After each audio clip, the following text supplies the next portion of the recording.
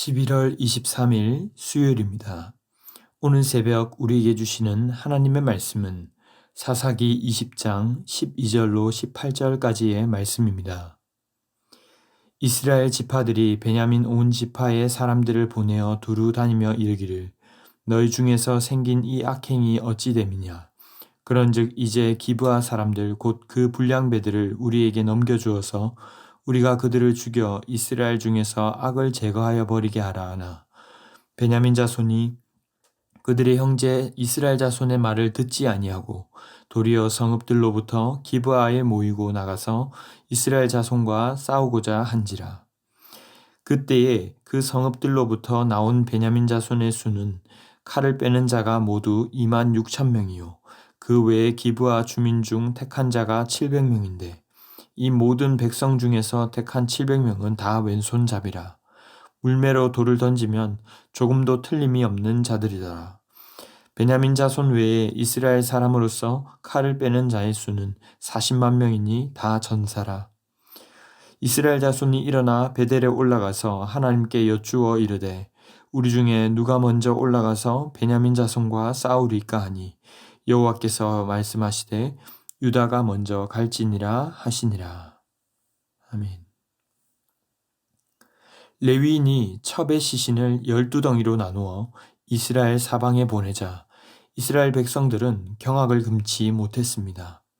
이런 일은 일어나지도 보지도 못한 일이라며 격분한 백성들은 모두 미스바로 모였습니다. 의분이 일어난 것은 충분히 이해하지만 사실 레위인은 자신이 첩을 두고 가늠한 첩을 다시 찾아오고자 했고 자기 첩을 그들에게 내어줬던 것은 다 생략한 채 자신에게 유리한 편으로 사건에 대해 말했습니다. 하지만 시체만 보고 전해들었던 이스라엘 백성들은 합심하여 군사를 일으켜 베냐민 기브아 사람들을 징계하기로 합니다. 12절로 13절에는 이스라엘 지파들은 이들을 치기 전에 기브아로 가서 먼저 어떻게 이런 악행이 일어날 수 있는가 불량배를 넘겨서 악을 제거하라며 제안합니다. 하지만 베냐민 지파는 이러한 이스라엘 총회의 결정을 거부한 채 14절에 오히려 기브아로 모여 이스라엘 자손들과 싸우려 합니다. 15절에 보면 베냐민 지파 중에 칼을 드는 자는 2만 6천 명이었고 주민 중 물매를 정확하게 던지는 왼손잡이 주민이 700명이었습니다. 하지만 이들과 대적할 이스라엘 백성들은 칼을 가진 전사만 40만 명으로 베냐민 군사의 10배가 넘는 인원이었습니다. 이스라엘 백성은 베델로 올라가 하나님께 누가 먼저 베냐민 자손과 싸울까를 물었고 하나님은 유다가 먼저 갈지니라 라고 하십니다. 베냐민 지파는 분명 극악무도한 잘못을 저질렀고 정예부대라 할지라도 엄청난 수적 열세에도 왜 이런 전쟁을 선택했을까요? 이스라엘은 40만이나 되는 수적 우세에도 불구하고 왜 누가 먼저 올라갈지를 물어봤을까요? 내일 살펴보겠지만 패배하게 될 텐데 왜 하나님은 유다 지파를 지목하여 답을 하셨는가 등 여러 가지 난해한 부분들이 있습니다. 하지만 그 가운데 우리가 가장 먼저 보아야 할 것은 왜 이 전쟁을 하게 되었는가 하는 것입니다. 물론 기브아가 극악무도한 짓을 저지른 것은 맞지만 먼저 레위인에게 치명적인 실수가 있었음에도 불구하고 이들은 그저 그의 말만 듣고는 이들은 기브아를 찾아가 동족과 전쟁을 시작해 버립니다. 어찌 보면 명분도 그럴싸해 보이지만 이 전쟁은 하나님이 명하신 성전, 거룩한 전쟁이 아니었습니다. 자기들 마음대로 이미 다 시작해놓고는 굳이 누가 먼저 올라갈까요? 라고 묻는 것은 순서가 잘못되었다는 것이죠. 하나님은 답변을 하셨지만 승리를 약속하신 적은 없습니다. 유다는 다른 지파에 비해 당시 전력이 우월했고 지도자적 위치를 점한 자들이었습니다. 하지만 그럼에도 불구하고 내일 살펴볼 결과는 쓰디쓴 패배입니다. 마치 너희의 마음대로 결정했으니 너희의 힘대로 해보라 말씀하시는 것과 같은 것이죠. 여러분, 사사기의 핵심 주제로 앞에서 계속 나온 표현이 무엇이었습니까? 이스라엘에 왕이 없으므로. 참 왕은 하나님이 되셔야 하지만 이들은 하나님을 왕으로 여기지 않고 계속해서 자신들이 왕이 되려 했습니다. 그래서 자기 소견에 옳은 대로 행하고 있다는 것입니다. 그러다 보니 자꾸만 좌충우돌 사건이 벌어지고 꼬이고 엇나가게 되는 것이죠. 외적으로는 하나로 똘똘 뭉쳐서 단합이 잘 되고 정의로운 심판을 하는 것처럼 보이지만 인간적인 합의가 있다고 해서 하나님의 뜻과 반드시 합치하는 것은 아니라는 것이죠. 앞에서 봤던 삼손만 보더라도 그는 대단한 힘을 가지고 있었고 승승장구했지만 하나님의 뜻에 합한 자는 아니었습니다. 사랑하는 성도 여러분, 먼저 우리는 우리의 눈에 보기에 좋고 합당해 보인다고 해서 혹은 환경이 열려진 것처럼 보인다고 해서 그것이 무조건 하나님의 뜻이라고 생각해서는 안 됩니다. 우리가 듣는 이야기들은 진실일 수도 진실이 아닐 수도 있고 또 왜곡될 수도 있습니다.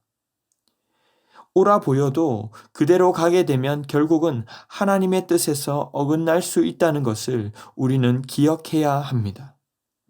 그러므로 인간적인 시선에서의 해결 방법보다는 하나님의 뜻이 어디에 있는지를 먼저 신중하게 물어야 합니다.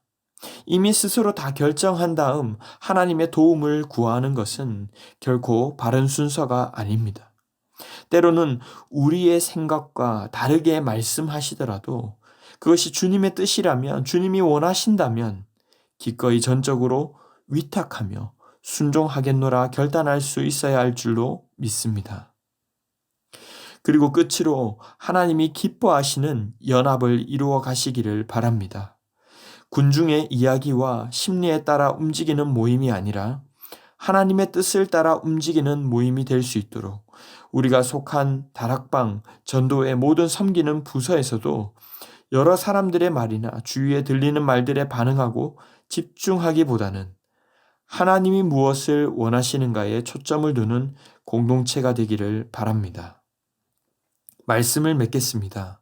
우리는 누구를 진정한 왕으로 모시고 살아가고 있습니까? 의사의 결정이 상황과 환경 혹은 다른 사람의 말에 따라 결정되는 것이 아니라 하나님의 뜻을 묻고 말씀을 따라 결정할 수 있기를 바랍니다. 바라기는 개인적으로 뿐만이 아니라 우리가 속한 가정과 교회 공동체에서도 언제나 주님의 뜻을 먼저 물으시기를 바랍니다. 그리하여 서로 판단하고 정죄하기보다는 서로 사랑하며 섬기는 아름다운 공동체로 세워져 가기를 주님의 이름으로 축원합니다. 기도하겠습니다. 사랑의 주님 감사합니다. 그릇 행하여 각기 제 길로 가고 있던 저희를 예수 그리스도의 피로 속량하시고 생명의 길로 인도하여 주심에 감사드립니다.